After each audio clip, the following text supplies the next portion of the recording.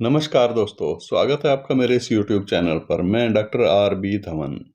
मूल नक्षत्र के देवता। किसी भी नक्षत्र के देवता बड़े महत्वपूर्ण तब हैं जब उस नक्षत्र में किसी क्रूर ग्रह की स्थिति हो और उसकी दशा अंतर्दशा में कष्टकारी हो। कष्ट दे रही हो उस ग्रह की दशा या अंतर्दशा, तो अवश्य हम उस नक्षत्र के देवता की पूजा आराधना करें। जिस नक्षत्र में उस ग्रह की स्थिति है और जो कष्टकारी है, उस नक्षत्र के देवता की पूजा आराधना करने से उस ग्रह की शांति तो 100% हो जाती है। लेकिन अगर हम उस ग्रह के मंत्र का ही जाप करने लग जाते हैं तो फिर 85% उससे लाभ हमें प्राप्त होते हैं। इसलिए वैदिक नक्षत्र पद्धति में यही चर्चा मिलती है कि नक्षत्र देवता सबसे अग्रणी और महत्वपूर्ण है। अगर हम उन्हीं की पूजा पाठ करते हैं तो ज़्यादा प्रभावशाली तरीके से हमें लाभ प्राप्त होता है और शांति होती है उस ग्रह की, जो ग्रह उस नक्षत्र में होने के साथ साथ अपने क्रूर प्रभाव इसलिए दे रहा है क्योंकि उस ग्रह की स्थिति किसी अशुभ स्थान में है, नक्षत्र में नहीं, अशुभ स्थान में।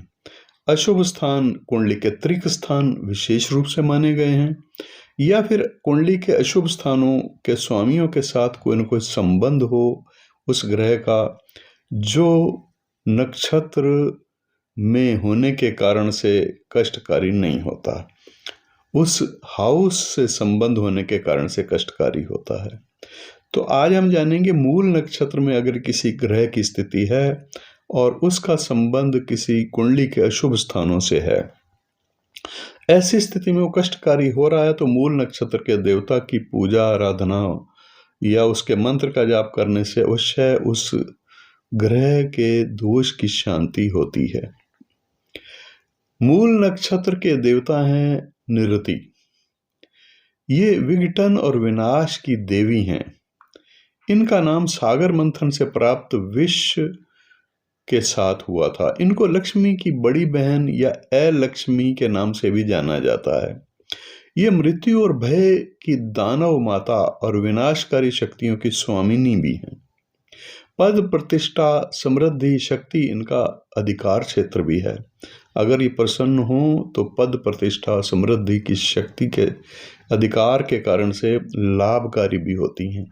इनको दरिद्रता और दुर्भाग्य की देवी समझने की भूल तो बिल्कुल कभी करनी नहीं चाहिए। ये माँ पार्वती के उग्र और दयालु काली रूप के रूप में समान प्रभाव रखती हैं। इनके आशीर्वाद से मनुष्य समस्त संसारिक सुखों की प्राप्ति के साथ साथ आध्यात्म पथ पर भी अग्रसर हो सकता है। तो ये देवी हैं निरति। ये मूल नक्षत्र की देवी हैं और मूल नक्षत्र में क्रूर ग्रह की स्थिति, क्रूर ग्रह की शांति करने के लिए हमें इसी ग्रह के देवी या देवता का मंत्र पाठ करने से लाभ होता है। विशिष्टताएं और भी हैं इस नक्षत्र देवी में। प्रतिष्ठा, समृद्धि, शक्ति, सर्वोच्चता, विनाश शक्ति और संसारिक सुख, अध्यात्म पथ, ये सभी प्राप्त होते हैं इस देवी के आराधना करने से, पूजा पाठ करने से। इस नक्षत्र में, मूल नक्षत्र में स्थित कोई क्रूर ग्रह की शांति तो होती होती है। इस प्रकार के प्रभाव भी शांत होते हैं। तो आज आपने जाना मूल नक्षत्र के देवता निरति के बारे में, इनकी विशेषताओं के बारे में, इस देवता के मंत्र क्या हैं, मंत्र कैसे करने चाहिए, इसकी जानकारी आपको मिलेगी इसी वीडियो के डिस्क्रिप्शन में।